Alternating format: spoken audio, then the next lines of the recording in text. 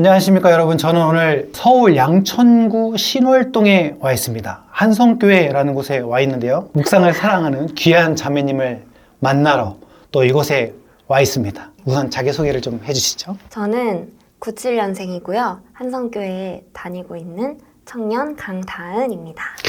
강다은 자매님, 어떤 일을 하고 계신지 잠깐 소개 가능하시겠습니까?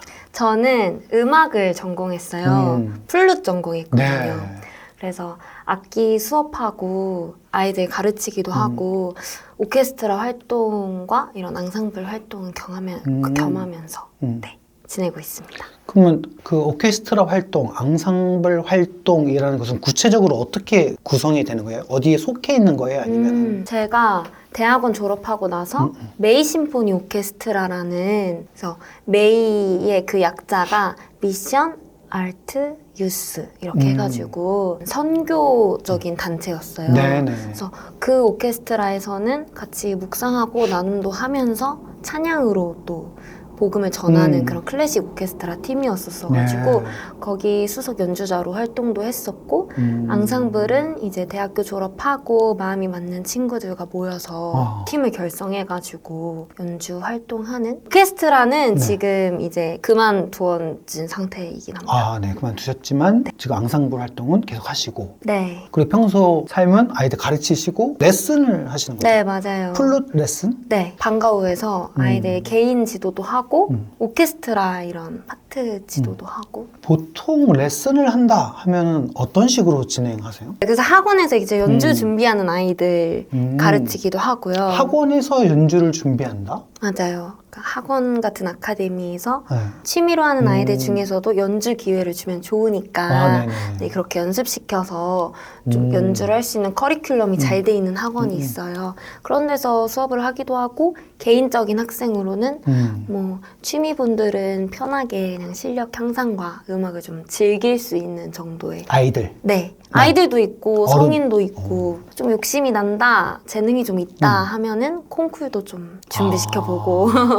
네, 그렇죠. 그렇게 하고 콩쿠르는 또 있습니다. 음악을 배우는 데 있어서 또 아주 꽃 같은 그런 그럼요. 타이틀들이잖아요. 실력도 되게 향상되고 성취감도 있고 그래서 저는 추천하는 편이에요. 그런 목표가 중간중간 있어야 좀 진짜 많이 실력이 네. 향상되는 것 같아요. 확실히 오랜 기간 동안 성장하지 않은 것 같은 그런 긴 기간 맞아요. 있잖아요. 진짜 괴롭더라고요. 그때 그때를. 많이 포기들 하시니까. 그쵸. 근데 그때 꾸준하게 해놔야 또 확 늘고 그러고. 맞아요. 뭐 기억나는 제자, 학생, 기억나는 제자요? 네, 꼭 어린 사람이 아니더라도 성인이더라도 그런 분들 혹시 계시나요? 너무 많긴 한데 네. 지금도 가르치고 있는 친구인데 초등학교 6학년 때 저를 처음 만났어요. 네. 지금 고3이 됐거든요.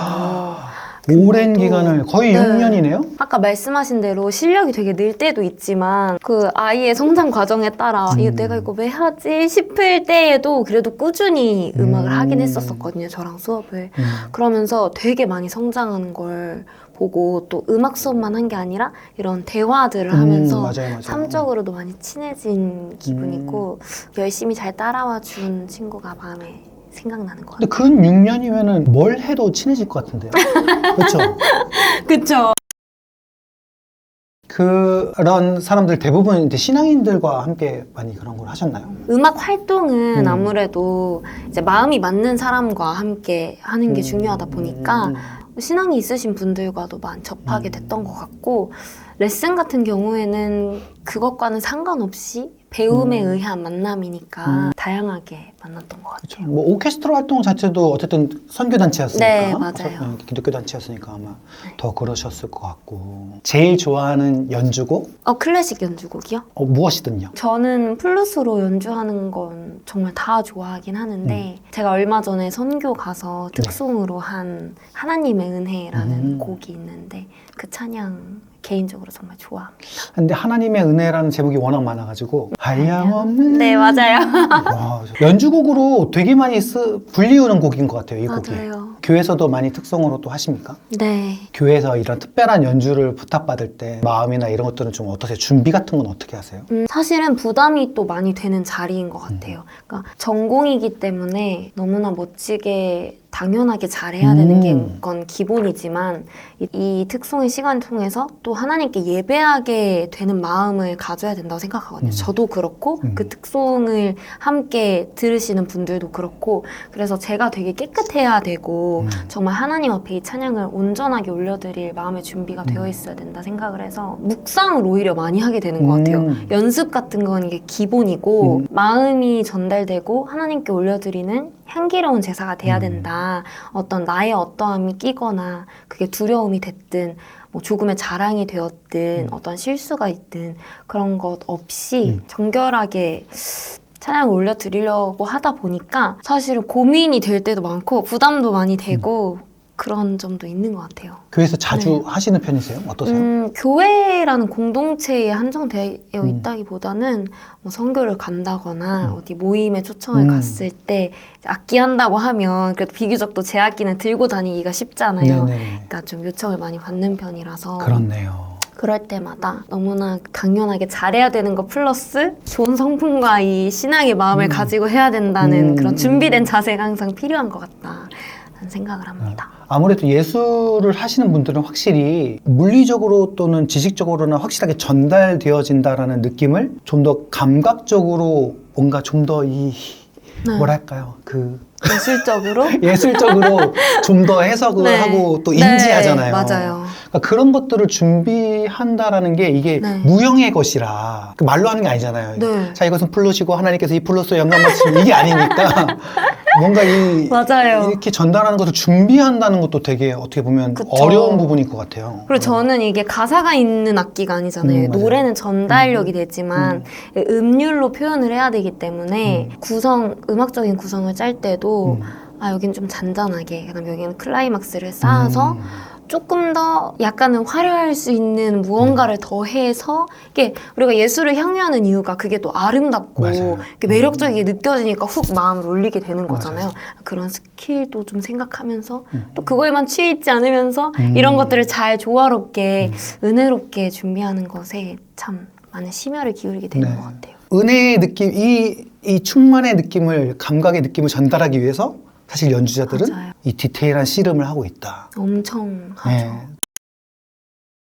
제가 음악을 참 좋아하기도 하고 악기 연주하시는 분들에 대한 어떤 디테일들을 나름대로 또 표현하고 그리다 보니까 또 보기도 하고 하잖아요. 그러면 뭐 이렇게 연주 아름답게 딱 하고 난 다음에 이렇게 플룻을 정리하면 액체같이 흐르기도 하고 맞아요. 뭐 그런 후에 어떤 보여지지 않는 디테일함들이 있잖아요. 네. 혹시 그런 일로 민망한 일은 없으셨는지? 민망한 일이요? 좀 웃긴 일이긴 한데. 역시 에피소드가 있으시군요. 입시 준비할 때 네네. 집에서 항상 플룻을 너무 많이 불다 보니까 네네네. 동생이 입시곡을 외울 정도로 입시곡이 현대곡이었거든요. 네. 아침부터 밤까지 연습을 하니까 네네. 동생이랑 같은 방을 쓰고 있었어요. 동생이 자고 있었는데 제가 이제 막 움직이면서 하다가 악기를 내렸는데 동생이 안 그래도 자면서 시끄러운데 뭔가 이게 뚝 떨어지고 언니 침이잖아 이랬는데 제가 거기서 이제 또 민망하니까 소중기야. 따뜻한 관 안에 따뜻한 바람을 불면 그럼 그냥 물이 생긴 거야. 이러면서 얼른 닦아줬다는. 신앙생활에 대한 얘기를 좀 해볼까 하는데 어떻습니까? 신앙생활의 시작이 언제부터셨어요? 저는 모태신앙이었었어가지고 부모님 다 너무 좋은 믿음을 가지고 계셔서 어렸을 때부터 이렇게 신앙생활하면서 자랐고 주일학교 이런 거 참 열심히 했던 것 같아요.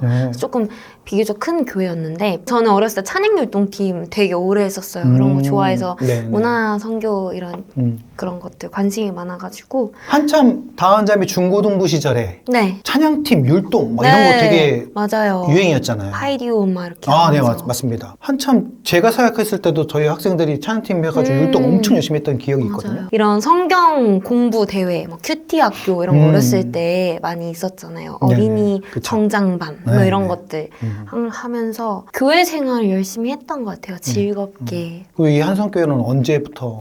한성교회는 제가 24살 오히려 다 네. 대학 졸업하고 오셨네요. 네. 맞습니다. 교회 자랑 좀 해주시죠. 어떻습니까? 청년부가 되게 밝고 친화적이에요. 네네. 그래서 분위기가 처음 온 사람도 너무나 쉽게 적응할 수 있고 이렇게 관계가 되게 잘 되어 있는 교회인 것 같습니다. 네. 그래서 저도 처음 왔을 때 사실 좀 낯설고 청년부까지 다닐 생각은 없었었거든요. 조금 조심스럽다 네네네. 보니까 이제 어른 예배 좀 드리고 가고 이랬는데 한 청년분이 말을 걸어주셔서 청년부 모임에 나가게 됐어요. 어쩌다 한 번.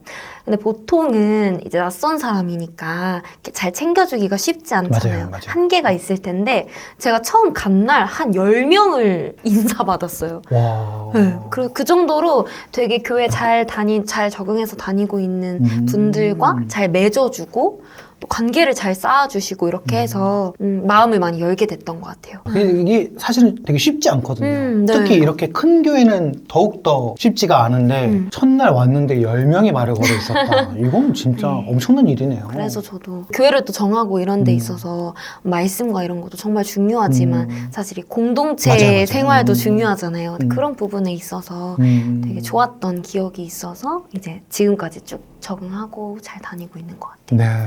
그래서 교회에서 어떤 훈련이나 이런 것들도 넉넉하게 충분히 받으셨나요? 저희 교회는 훈련도 뭐 잘 되어 있지만 조금 메인으로 하고 있는 게 아무래도 전도 축제예요. 그래서 뭐 행복한 사람들의 축제라고 해가지고 교회 초청하는 새신자를 위한 시간들이 되게 많은데 교회마다 늘 그런 타이틀들이 네, 있잖아요. 뭐 그런 게 다 새 생명 있잖아요. 축제. 네, 행복한 사람들의 축제. 네, 그래서 행축이라고 네, 많이 하는데 그게 좀 메인 행사라고 하기엔 좀 그렇고 교회에서 주력하는 열심으로 맞아요. 하는 큰 맞아요. 행사 중에 하나다. 그래서 그런 행사를 준비하는 과정에서 제가 문화선교팀을 만들게 되어가지고 네네네. 함께 이렇게 초청이 왔을 때 문화로 좀 더 편하게 복음을 전할 수 있는 그런 공동체 활동을 하고 있어요. 그래서 예를 들어서 뭐 이런 음악 연주가 될 수도 있고 뭐 댄스 공연이 될 수도 있고 연극이나 최근에는 뮤지컬까지 또 만들어서 하게 됐거든요. 오늘날 또 뮤지컬의 시대 아니겠습니까? 그쵸. 댄서의 시대, 뮤지컬의 시대. 문화가 꼽히는 네. 그런 청년부 생활을 하고 또 있습니다. 플러스의 시대이기도 하고요. 그쵸? 네. 그럼 묵상은 언제부터 하셨어요? 매일 성경으로 묵상을 하신 지는 얼마나 되셨는지 한번. 매일 성경이 되게 오래됐죠. 네, 저희가 내년이 55년 돼요. 성서 엄청 유니온이. 오래됐네요. 네, 네. 그니까 성서 유니온 저한테는 되게 친근하거든요. 네, 네. 그때도 잠깐 말씀드렸는데 어린이 성서 유니온 페이지가 있었어요. 네. 거기 들어가면 주니어 네이버처럼 성경 말씀 관련된 거 네네. 이렇게 게임하고 틀린 그림 찾기 뭐 이런 거 하고 말씀 맞추는 게임 이런 거 있어가지고 그런 거 많이 했고요. 아빠가 네. 그거는 하게 해주셔가지고 아, 네. 컴퓨터로. 그렇죠. 그다음에 어린이 매일 성경 네네. 했었던 것 같아요. 네. 어린이 매일 성경, 청소년 매일 성경 네, 있습니다. 있었던 것 그러니까 같아요. 미취학 어린이 매일 성경으로 해서 QTI라는 네. 게 있고요. 어린이 매일 성경 저학년, 어린이 맞아요. 매일 성경 고학년. 저학년, 고학년. 네. 그다음에 청소년 매일 성경, 청년 매일 성경 순. 보통 어른들 매일 성경. 엄청 그다음에 세분화돼. 노인들을 위한 시니어 매일 성경. 이렇게 쫙 돼 있습니다. 어렸을 때는 그 재미로 하는 것도 있는 것 같아요. 막 맞아요. 스티커 그쵸, 붙이고 그쵸. 또 저학년 건 좀 알록달록했거든요. 고학년 걸로 갈수록 이렇게 조금 흐려지긴 맞아요. 하던데 그래서 그때부터 했던 것 같고 근데 매일 하는 게 좀 습관이 돼 있었던 것 같아요. 아침마다. 그래서 막 문제 풀고 맞추고 빈칸 채우고 막 이런 거 하면서 자연스럽게 묵상을 이제 접했던 것 같고 부모님이 매일 하자고 얘기를 하셨고 부모님도 실제로 하시는 분이셨고 네, 매일 성경 하시고. 네, 저도 그냥 습관이 되다 보니까 물론 매 순간 막 엄청난 깨달음과 그랬던 그렇죠, 순간 그렇죠. 아니었겠지만 맞아요, 맞아요. 그 꾸준히 했었던 게 좀 남아있던 것 같아요. 네. 지금까지. 어떠한 묵상의 결과물을 내느냐 또 뭐 물론 중요하긴 한데 가장 중요한 건 꾸준히 해 나가는 그런 지구력을 영적 지구력을 얼마나 갖고 있느냐가 저희들한테 큰 도움이 되는 것이 아닌가라는 생각이 드네요. 그러면 정말 오랜 매일 성경의 독자시네요. 네. 게다가 모든 책을 다 경험해 오신. 네. 네. 저희도 오랜 역사를 갖고 있지만 이렇게 꾸준하게 매일 성경을 해와 주신 독자분들, 동역자분들에 대한 그런 감격들이 저희들 나름대로 또 있거든요. 근데 저도 사실은 그렇게 어떻게 보면 독자분들을 많이 못 만나는 그런 위치에 있다가 묵상 인터뷰를 찍으면서 제가 그래도 이렇게 좀 더 진하게 한 분 한 분씩 만나고 있잖아요. 네. 그거에 대한 감격이 있어요. 청소년도 있었고, 뭐 칠순에 연로하신 장로님, 뭐 권사님들도 계셨지만, 이렇게 쭉 얘기를 들어보면, 각각 하나님께서 이 매일 성경으로 인생 속에서 이렇게 막 터치하셨던 것들을 들으니까, 찍기 전에는 저도 은근 부담이 있으면서도, 대화를 하는 그 순간만큼은 되게 이렇게 몰입되고, 되게 감격스러운 게 좀 있거든요. 지금도 그렇습니다. 말씀을 쭉 묵상해오는 삶을 살면서 이게 내 인생의 말씀이다 하는 그런 말씀이 혹시 있을까요? 디모데후서 말씀인데 네. 3장 14절 15절에 그러나 너는 배우고 확신한 일에 거하라. 내가 누구에게 배운 것을 알며 또 어려서부터 성경을 알았나니 성경은 능히 너로 하여금 그리스도 예수 안에 있는 믿음으로 말미암아 구원에 이르는 지혜가 있게 하느니라. 이 말씀인데요. 사실 뭐 성경 많이 읽고 암송도 많이 하고 이렇게 하다 보면 떠오르는 구절이 되게 많잖아요. 근데 그것과 별개로 아직 청년이다 보니까 이렇게 세상에서 부딪히며 살아가다 보면 신앙생활을 하는 것과 이 세상에서 사는 것과 이 괴리감과 약간의 이 믿음에 대한 의심이 찾아올 때 무엇이 맞는 건지 잘 모르겠다. 뭐 이런 고민들이 들잖아요. 근데 이 말씀이 너는 어렸을 때부터 배우고 확신한 일에 거하라. 이게 저한테 되게 많이 남았던 것 같아요. 그치, 내가 배웠던 그 말씀과 이것들이 내 안에 살아있고 그 믿음으로 말미암아 구원에 이르게 한다고 되어 있잖아요. 성경에 대해서 그 배운 진리를 그냥 아무렇지 않게 작아버리게 생각하지 말고 그걸 크게 생각하게 되는, 말씀을 다시 붙잡게 되는 계기가 되는 구절이라서 제가 참 좋아하는 말씀입니다. 네, 공감이 됩니다. 진짜 세상을 살아가면서 어쨌든 디테일한 선택이라든지 어떤 상황들을 맞이할 때 그것이 일일이 다 성경에 쓰여져 있진 않잖아요. 네. 그런 가치관들을 말씀을 통해서 형성해왔던, 성장해왔던 나의 가치관들을 그때 딱 실력 발휘가 돼가지고 또 하나님이 원하시는 길로 한 걸음씩 한 걸음씩 가는 그런 경험들을 해 나가는 것이 얼마나 귀한지를 알고 있기 때문에 또 이 말씀을 가지고 그렇게 살아가고 계시다고 하니까 너무 또 앞으로의 삶도 또 기대가 되고 시니어 매일 성경 보실 때까지 좀 기대가 됩니다. 그니까요. 제가 근데 그때까지 시니어가 계속 나오겠죠? 그럼요. 저희가 잘 버티고 있어요. 요새. 꼭 할게요. 네. 묵상하면서 이건 나만의 어떤 묵상 스킬이다. 나만의 묵상 방법이다. 하고 소개해 주실 만한 게 있으실까요? 뭐 엄청 특별한 게 아니어도 괜찮습니다. 저는 좀 습관적으로 했었던 것도 많다 보니까 이 묵상이 진짜 의미 있게 남으려면 어떻게 해야 될까라는 고민을 좀 하게 되는 것 같아요. 왜냐면 매일 하더라도 하고 잊을 수 있잖아요. 그쵸. 약간 미션 클리어 한 것처럼. 근데 이게 남는 방법은 이 말씀이 그래서 내 삶에 어떻게 적용될 것인가 라는 그 지점까지 고민하고 묵상을 마무리를 하는 거예요. 그러니까 읽고 좋은 말씀이었다.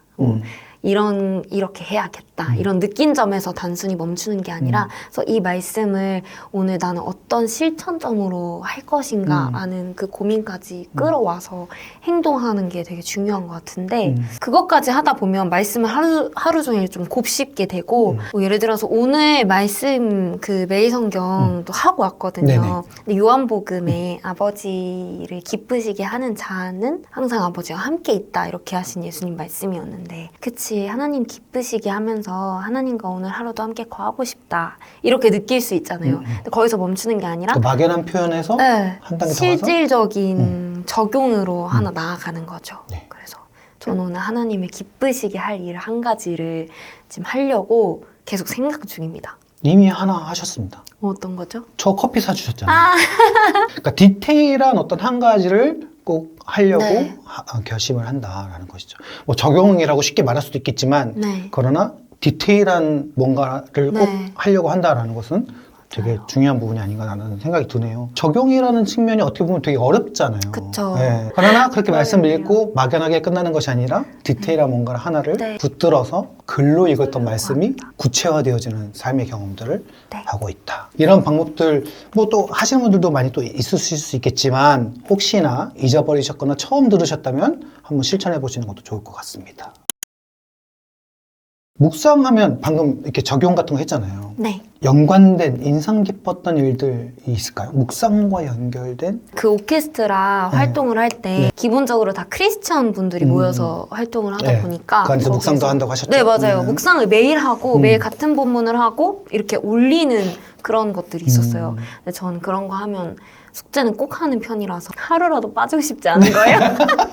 거기서 매일 묵상하고 적용 이렇게 실천을 하는 게 거기서 좀 훈련이 된 거긴 하거든요. 실천 좀 정말 사소한 거라도 부모님을 기쁘게 해드려라 라고 하는 그런 말씀들이 있었는데 그래서 엄마에게 한 번 더 전화하고 한 번 더 또 좋은 얘기 하게 되고 그런 표현들이 작은 표현들이 서로를 또 사랑하게 하고 하나님 안에서 기쁨과 평안을 또 누리게 해주는 것 같아서 그때 꾸준히 했던 그 묵상의 시간이 되게 특별한 기억으로 남는 것 같아요. 나눔과 감사를 또 매일매일 적었어요. 감사라는 게 되게 별거 아닌 것 같지만 매일 함께 나누는 공동체가 있고 그걸 공유한다는 것만으로도 진짜 삶에서 계속 하게 되는 그런 시간이 됐던 것 같아서 풍성한 걸 누렸던 것 같아요. 네, 진짜 좋은 유산이 될 만한 경험을 하셨네요, 그곳에서. 네. 지금은 그 묵상을 하는 이제 오케스트라에서 나왔기 때문에. 그렇다면 지금은 혹시 어디 속해서 나눔을 하거나 그러한 모임이 있을까요? 그런 게 쉽지 않은 것 같아요. 왜냐면 묵상을 나눈다는 게 조금은 개인적인 네, 그쵸. 이야기까지 하게 되고 감사도 사실 일상에 감사를 하다 보니까 일상을 나눌 정도로 친밀한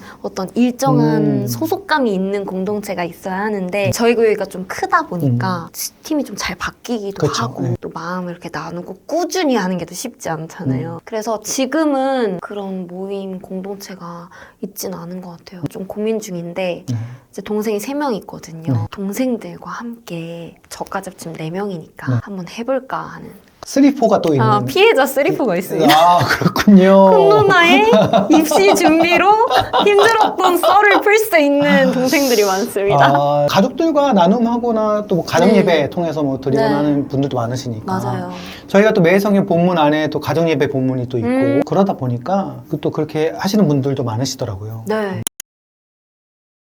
자, 좀 마무리해가는 분위기에서요. 네. 그렇다면 쭉 묵상을 해오면서 나에게 묵상이란 한 줄 표현 또는 한 단어 표현으로는 어떤 것이 있을까요? 저는 이거를 듣고 진짜 고민을 많이 해봤는데 네. 묵상은 밥이다 밥. 라고 표현하고 싶습니다. 아까 저희 준비하면서 저는 먹을 거에 참 관심이 없다고 말씀드렸는데 우리 다은 자매는 관심이 저는 많으시군요. 먹는 게 너무 중요한 네. 사람이거든요. 저도 중요합니다. 중요한데 제가 요즘 다이어트를 하려고 열심히 샐러드를 먹다가 너무 맛있는 곱돌이탕을 먹었는데 너무 행복한 거예요. 그러면서 사실 밥은 우리가 살아가면서 매일 먹어야 되는 거이기도 하고 필수 요소잖아요. 네. 하나님과의 그런 묵상의 관계도 정말 묵상을 하면 할수록 더 힘이 생기고 나를 건강하게 하고 튼튼하게 하고 살아갈 힘이 생기게 하는 그런 것인 것 같아요, 묵상을. 그래서 막 바빠서 못할 때도 있고 그래도 사라지긴 하지만 참 영적으로 이렇게 피폐해지고 마음이 좀 편치 않을 때도 많잖아요.